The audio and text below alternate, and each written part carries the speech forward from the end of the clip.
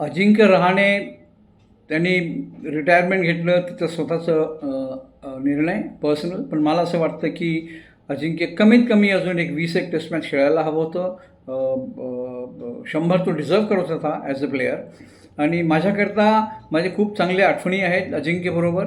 त्याचं पहिलं debut match दिल्लीला मी कव्हर केलेलं ऑस्ट्रेलियाच्या अगेन्स्ट.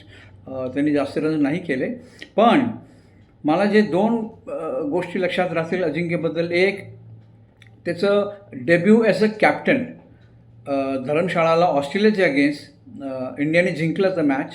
पण सगळ्यात मोठी गोष्ट त्यांनी कुलदीप यादवला जी संधी दिली ते खूप इम्पॉर्टंट होतं. कुलदीपला कोणी खेळवत नव्हतं, पण अजिंक्यने ते घेतलं चान्स आणि त्यांनी खूप मोठा इम्पॅक्ट केला कुलदीपनी. त्यानंतर तो किती चांगला खेळला आपण सगळं पाहिलं आहे.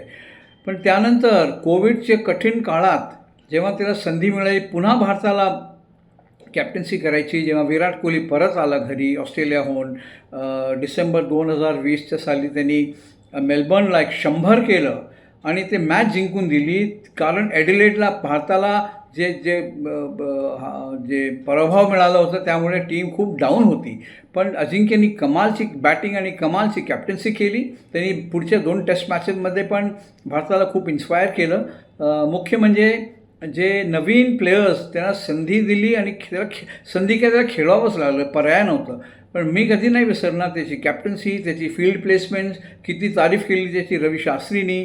पण सगळ्यात मोठं अजिंक्यनी पूर्ण अख्खं करिअर कुठलीही कॉन्ट्रोवर्सी नव्हती.